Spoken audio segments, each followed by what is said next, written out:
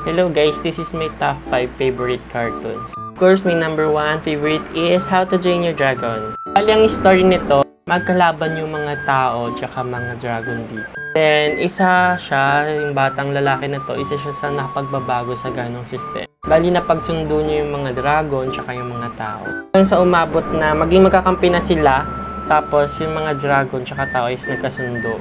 Bali, ang mga nakakalaban na lang nila dito is yung mga tao na gahaman sa dragon, mga ganun. Parang gustong kontrolin yung mga dragon. Maganda yung story nito. Umabot na siya sa How to Train Your Dragon number 3. Kaya tayo, hanggang 3 yata. May makilala na si Toothless na babaeng dragon. Tapos, something ganun-ganun. So guys, panoorin nyo to. Maganda rin to pag pinanood nyo to. Medyo mahirap lang explain yung movie.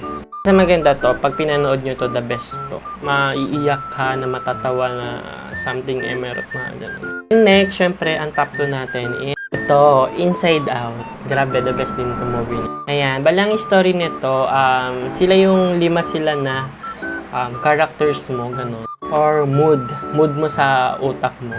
Kaya makikita mo dyan si Sadness, yung kulay blue, si Joy, yung masayahin, si Angry, yung red, si Disgusting naman yung kulay green, tsaka si parang scary ba siya, parang kabado, yun yung violet. Bali, sila yung mga nasa isip natin, sila yung nagkocontrol ng emosyon natin, ganun. Tapos, siya yung bata na may hawak sa kanya, sa kanila pala, siya yung bata na may nasa utak niya. Bali, siya yung character ng batang babae na hawak nilang mga emosyon. Nag-gets nyo ba? Basta yun yun. Basta siya yung bida. Kasi ang story nito, sa isang controller ng utak nyo, yung kumokontrol ng emosyon nyo, nakalabas dun si Sadness tsaka si Joy. So, ang natira na lang si Angry, si Disgusting, tsaka si Scary. Nahihirapan silang kontrolin yung emosyon ng babae kasi syempre, wala si Joy yung lagi masayahin, di ba? Kaya nahihirapan sila kasi nga tapos unti-unti na nasisira yung world niya. Parang nagiging rebelde na yung bata sa point na yun. Ito yung top 2 ko guys. Kung gusto nyo panoorin nyo to, Inside Out. Sobrang solid na ito. Bali, ayan sila. Syempre, ang next natin is yung top 3 natin. Hotel Transylvania. Sobrang ganda nito, solid. Bali, ang story nito is isa silang mga monster na nakiwalay sa mundo ng mga tao. Kasi nga, di ba, syempre, yun naman, magkaaway ang tao tsaka mga monster, di ba?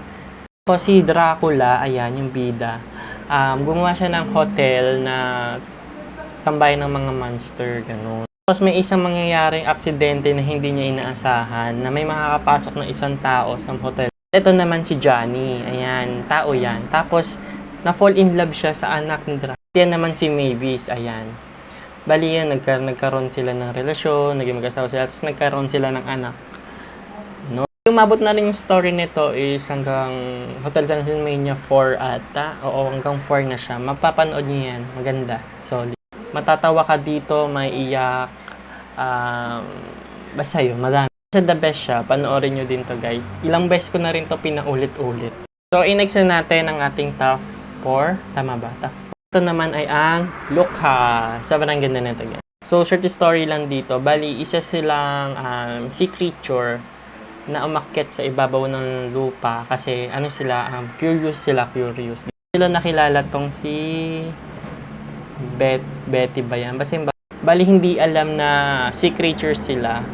Tapos siya yung naging best friend nila sa mundo ng mga tao. Bali dito pala is magkaaway yung mga sea creature tsaka yung mga tao. So, sila dito? Masama silang nilalang, parang ganun, nung mga isip ng mga tao. So, dumating sa point na, ayan na, naging masaya sila sa ibabaw ng lupa hanggang sa nalaman ng mga tao na isa silang mga sea creature. So, bawal yun.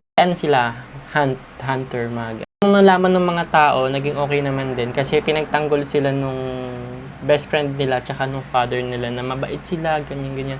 Wala silang naging masamang ginawa, tapos naging mabait sila sa ibabaw ng mundo ng mga tao. Wala silang ginawang masama, ganun. Kaya, nagkasundo lang sila sa end. The best din to guys, panoorin nyo. Sobrang solid din ng movie na to. And last, syempre, ang top 5 natin movie is ito, Wish a Dragon. Solid to guys, isa rin to sa favorite ko. Bali, short story nito is parang nasa gym, parang wishing gym din siya. Nakikita niyo yung green na hawak niya, ayan yung pinanggalingan ng dragon. Bali, nung pinuskus niya lumabas si dragon, nag-wish siya, ganun. Siyempre, isa siyang mabait na tao, hindi siya naging gahaman, ganyan-ganyan. Ang gusto lang niya is maging close ulit sila ng best friend niya na babae nung bata siya. Ayan yun. So, siyempre, kung may mga bida, siyempre may kontrabida. Ayan yun. Yan naman, gahaman naman yan. Gusto niya kayamanan, ganun. Kaya gusto niya makuha si Dragon, yung Dragon, para magmayaman siya. Grabe matatawa ka din sa mga fighting scene nila dito. Kasi hindi marunong makipaglaban yung lalaki na bida. So, nag-wish siya na sana maging good siya sa pag-fighting, ganyan-ganyan. Yun, maging malakas siya. Best din tong movie na to, guys. Bali, yan yung Dragon, tsaka yan yung bida. Hindi ko na kayo i-spoilerin. Basta panoorin nyo na lang, guys. Sobrang ganda ng mga movie na yan. Yan yung top 5 ko. So, kung may mga gusto pa kayong mga i-review ng movies or mga top movies na yan, i-comment nyo lang sa baba. Lalagyan natin ng story yan.